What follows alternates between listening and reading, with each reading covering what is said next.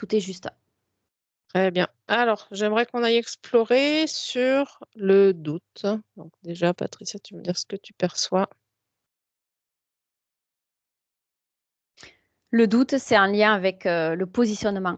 On est au milieu, on est sur un pont, on a deux possibilités. Euh, on est dans la dualité en fait. On est au milieu. Et là, tous les choix sont possibles. Alors, s'il y a un côté qui est plus influent que l'autre, c'est celui qui va faire basculer. Donc, si par exemple, prenons l'exemple, le côté gauche, c'est nous, les choix que l'on veut faire. Et le côté droit, c'est par exemple l'entourage, l'extérieur, les choix possibles en fonction de l'entourage. Si l'entourage est plus influent, eh ben, on va basculer de ce côté.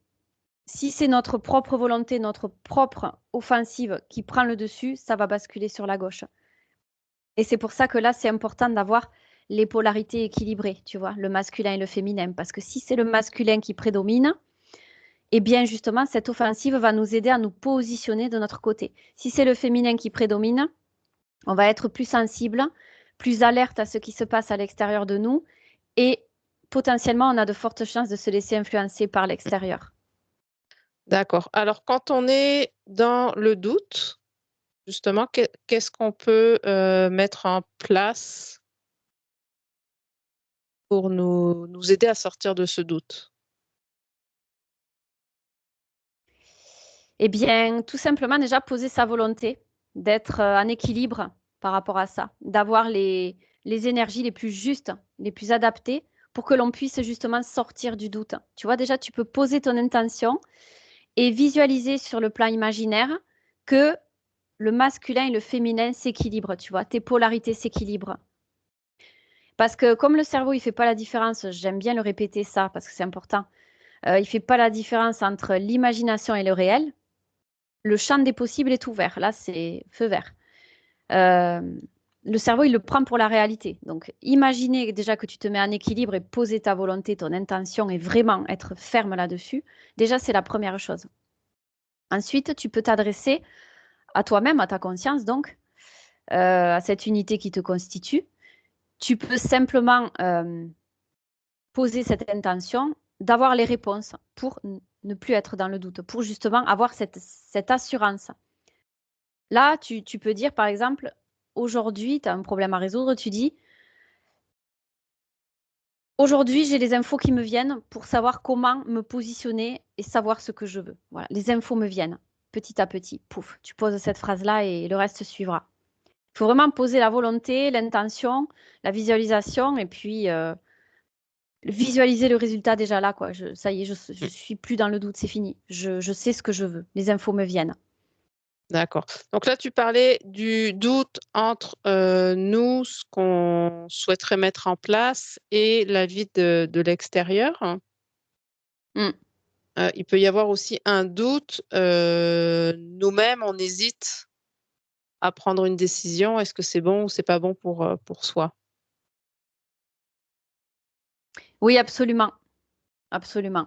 Ouais. Et là, dans ce cas de figure, quand on est dans le doute, alors je vois que ça peut être en lien avec des programmes à couper ou du transgénérationnel qui peuvent aussi influencer. Et on en revient à l'extérieur, hein, finalement. Mais tu vois, tout ça, ça fait partie du côté droit, l'extérieur que j'ai vu. C'est dans cette sphère-là. Le transgénérationnel, ça constitue Ouais. l'extérieur. Mm. Ouais. D'accord. Et Est-ce si tu as un féminin ouais. trop prononcé, tu peux basculer de ce côté. Ça peut ne pas aider. Je ne dis pas qu'il n'y a que le déséquilibre des Ouais. polarités, hein, mais ça influence considérablement, ouais. Ok. Est-ce que le doute peut aussi être positif? Finalement, on hésite à faire quelque chose et est-ce que ça peut être notre conscience qui finalement nous envoie un message, c'est pas pour toi? Excellente question. Ben justement, tu as répondu, tu as mis la réponse dans ta question. C'est la conscience qui nous envoie un message. Et ça veut dire qu'on a une synchronicité de conscience. Et si on est un petit peu alerte à ce qui se passe autour de nous, eh bien justement, on va tenir compte de cet élément-là. S'il arrive, c'est pas pour rien. Il y a toujours une raison à tout. Et quand on reste dans cet esprit où on se dit qu'il y a toujours une raison d'être à tout ce qui nous arrive, là, avec cette ouverture d'esprit, on peut comprendre le message qui est passé à travers la conscience. D'accord. Et comment démêler le message de la conscience et l'influence extérieure quand on est dans le doute? Ouais, je vais observer comment on peut faire au mieux.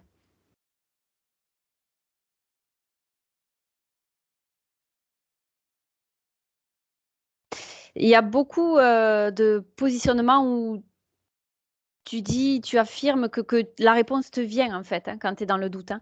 C'est beaucoup ça que je vois là. Se positionner, voilà, je veux comprendre pourquoi je suis dans le doute, quelle est la meilleure solution pour moi dans cette situation. Je sors du doute, euh, que me soit montrée par ma conscience la solution, ici et maintenant. Tu vois, c'est vraiment Ouais. verbaliser et visualiser que la solution t'arrive, quoi, hein. C'est très important, hein.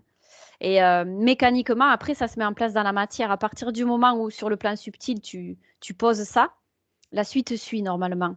Il n'y a pas beaucoup de solutions là. Il faut vraiment vouloir sortir du doute et que Ouais. les infos te viennent, quoi. Et quand on dit demande, tu recevras, si on ne se connecte pas à Jésus ou à l'égrégore religieux, eh bien, c'est notre conscience qui va parler, justement. Ouais. Et une Je autre dis Jésus technique, comme j'aurais pu dire autre chose, oui, hein.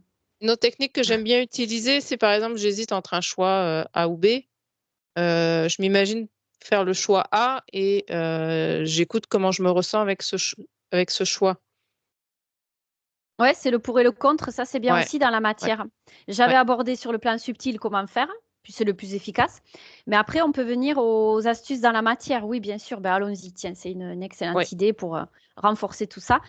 Il y a le tableau du pour et du contre, effectivement, et consulter son ressenti intérieur, son deuxième cerveau, on peut dire au niveau plexus. Qu'est-ce que je ressens dans cette position? Qu'est-ce que je ressens dans celle-là? Où je me sens le mieux? Ben là, ça nous oblige à nous positionner dans la matière. Et c'est un très bel exercice pour renforcer la visualisation dont on a parlé précédemment. Et une autre technique aussi, c'est d'en discuter avec une autre personne. Oui, un avis extérieur. Voilà, un avis extérieur qui va nous dire, oh, moi je ferai B. Et finalement, quand la personne nous dit ça, on se dit, oh non, non, ça, j'ai pas envie, moi je veux faire A. Et finalement, on le savait déjà en nous, mais d'avoir un avis extérieur, ça nous aide aussi à ajuster notre ressenti. Très bien. Mais alors attention, moi je dirais Oui, plusieurs avis extérieurs, parce que si c'est une personne trop influente, on peut retomber dans ce schéma dont on a décrit tout à ouais, l'heure. D'influence, on se laisse. ouais. Parce que des fois, quand on est vraiment dans le doute, des fois, tu commences à choisir. Ça m'est arrivé une fois, ça tient. J'ai commencé à choisir, je me suis dit, ah, ça, cette voix-là, ça me plaît, ça me parle. J'ai consulté mon ressenti. Et tu demandes à quelqu'un qui fait partie de ton entourage proche, donc qui est quand même assez important dans ta vie. Et cette personne-là te dit, ouh là là, moi ça je le sens pas du tout. Et pouf, c'est ça qui te met dans le doute, tu vois. Au lieu de Ouais. t'aider, ça te fait basculer alors que tu avais commencé à être dans le bon chemin. Donc attention à ça aussi. Bien, quand ça arrive, rester sur son ressenti de départ. C'est ça qui va donner la clé de voûte pour avancer. Et si on a un doute avec cette personne, qu'on n'arrive pas à se repositionner dans le choix initial, à ce compte-là, on choisit d'autres personnes. Et on essaie de choisir des personnes plutôt neutres, ou aussi de notre entourage, vraiment diversifier le panel des personnes pour limiter l'influence, je veux dire, tu vois, D'accord, et ouais, garder son propre discernement par rapport à son ouais, ressenti initial. C'est surtout ça qui est important. ouais. Des fois, on dit aussi que, il y a pas de mauvais choix. Finalement, le seul mauvais choix, ce serait de ne pas passer à l'action. Complètement. Ouais, ouais, absolument. Passer à Même l'action. si, A serait plus juste et qu'on choisit B, finalement, on a quelque chose à apprendre. Oui, c'est ça. Mais de toute façon, des fois, comme on dit, il faut se mettre un pied aux fesses pour y aller parce que c'est nécessaire. Tu vois, cette offensive masculine là dont on parle, elle est importante. C'est le passage à l'action, hein. C'est pour ça Ouais, que c'est important que ce masculin il soit bien en place avec le féminin. Parce que le féminin, il va pondérer, mais le masculin, c'est vraiment lui qui va te faire passer à l'action. Et des fois, faut vraiment y aller, quoi. Il faut se lancer. Et puis, si on n'est pas sur le bon chemin, si on est alerte, on va vite s'en rendre compte, on va pouvoir rebondir. Et même, il n'y a pas d'échec. Des fois, ça fait aussi partie de l'expérience d'aller au fond d'un trou et de ressortir. Ça fait partie du chemin. Donc, c'est juste des ouais, fois. voilà. Mmh. Et sinon, en conclusion, on peut quand même dire que, savoir s'écouter, c'est Ah ce qui est ouais, le ouais. plus important, quoi. C'est vraiment une faculté à développer. Bah, tu veux que je te dise, c'est simple, hein. C'est une évidence pour nous tous, je pense. On est ici pour apprendre à savoir qui on est, donc s'écouter, se comprendre, pour pouvoir accomplir les miracles qu'on veut accomplir finalement.